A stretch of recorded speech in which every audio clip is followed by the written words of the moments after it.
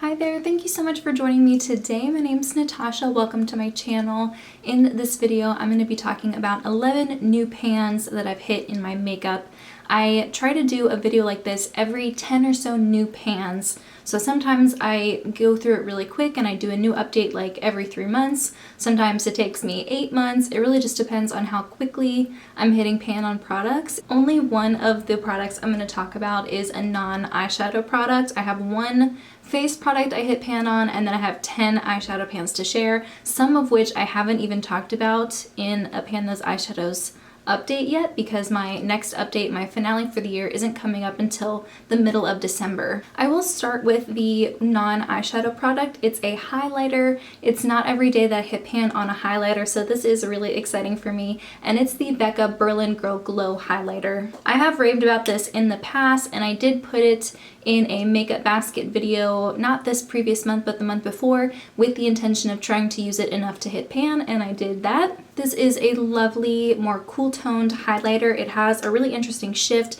It's got kind of almost a bluey shift in some ways, but in a super natural looking way. I really like this. I do show this highlighter in action in a mauve tutorial that I did a while ago, so I will put that in the cards, and that way you can kind of see what it looks like as I'm applying it. It's beautiful. It does give you a little bit of like that wet look without being super stripy or metallic. I really like the formula. This was a limited edition product and I did buy a backup, and I'm glad I did. I have one eyeshadow single and then the rest of them are from palettes. So I'll start with the single, and it's from Colourpop. It's the shade Issues, and this is a really pretty pastel peachy color. It is a matte, and I find that across the board from other pastels that I've used from other brands, it seems like pastel shades are relatively easier to hit pan on. I don't know if that's because of the way you have to formulate a pastel. Maybe you have to use a certain pigment or a lot of white, and maybe that just makes it chalkier. It might also just be because it is a pastel shade, so I can apply more of it,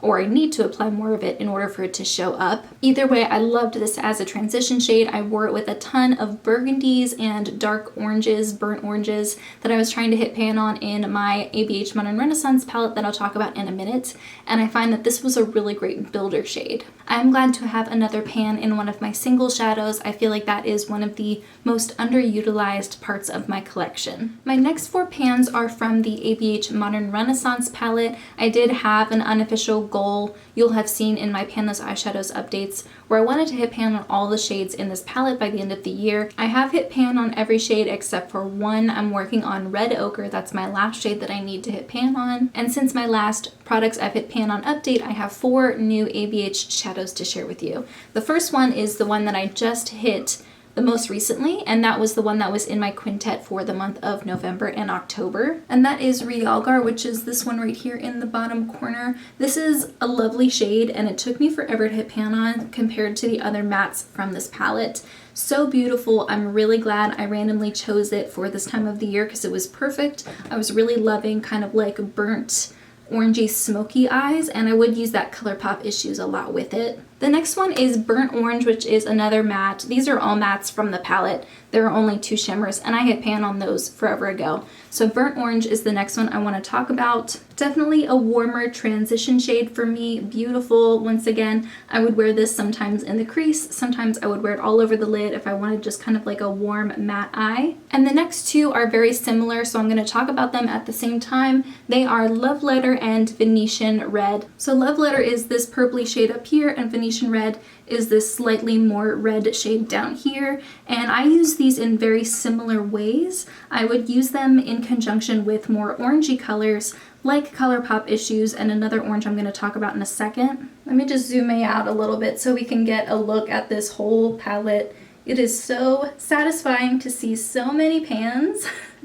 It feels great. I'm really excited about it. This is one of my oldest palettes, so I'm glad to have so much use on it. Hopefully in my next products I've hit pan on video, I can show you Red Ochre and have a full palette with all pans, which is the first time I've ever been able to do that. My next 2 shades are from the Creep It Real palette, and this is from Shroud Cosmetics. This is mostly pastels, and then you do have a gray and a matte black. It is all matte, and I did have these 2 shades here, Strawberry Milk and Planned finished it. These were two that I randomly selected, I think in my very first ever Pan Those Eyeshadows video that I did in January of 2019.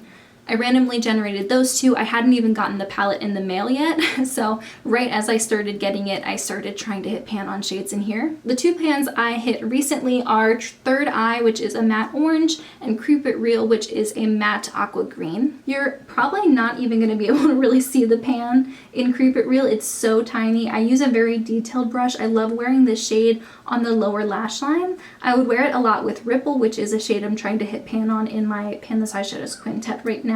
Third Eye definitely is a bigger pan. You can just see the way I use it, the brushes I use with each of these shades is very different, which is why the pan looks so different. And definitely with Third Eye, I would use this a lot with Issues. I would take Issues from Colourpop and I would use that as a transition shade, and then I would take Third Eye in the crease just to make it pop a little bit more. Pairing them together made a bigger impact, and it really made it look more like a gradient, having that like slightly deeper orange going with the lighter peachy color. And then I would pair it with either a burnt orange or a burgundy. Burgundy and peaches look beautiful together, especially in all matte looks. I definitely recommend trying it if you haven't already. And like I said, Keep It Real I would wear on the lower lash line as a pop. This is incredibly pigmented. You'd think for a pastel it wouldn't be. I did show this in a tutorial a while ago where I created 3 looks inspired by Pittsburgh art, and one of them was an Andy Warhol look, which is, you know, high contrast, bright colors, and I used this all over the lid. I might have mixed it with Cold Shoulder a little bit, but in that video you can see just how pigmented it is.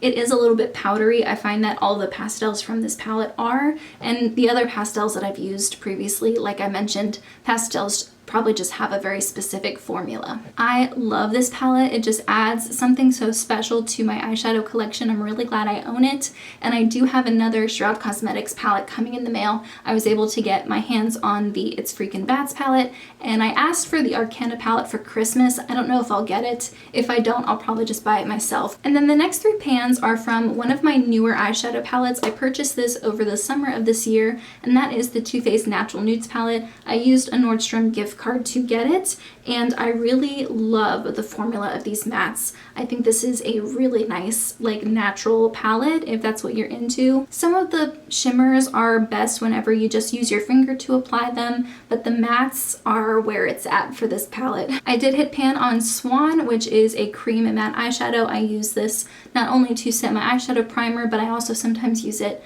on the lower lash line if I want to brighten that part of my eye up a little bit. I hit pan on Glistening Snow, which is kind of like a cream shimmer, but it does have a little bit of a gold peachy shift to it, and I would use this a lot on the inner corner. And then I finally hit pan on Cocoa, which is one of the shades from my Pan Those Eyeshadows project. The matte shades are only 1 gram, and they are very like large sized pans, so you wouldn't think it would take forever to hit pan on them because there isn't that much product there, but they take forever. There's virtually no fallout with this formula. The formula is just so creamy and pigmented, you don't really have to build it up a ton to get the color that you want. Overall, this is a really beautiful palette. I love using this to help start other looks, and I just think this is a fabulous palette. I don't hear people talking about it enough. So those are the 11 shades that I hit pan on recently. Let me know if you've hit pan on anything exciting, but in the meantime, that's everything I have. Thank you so much for joining me, and I'll see you in my next video. Bye guys!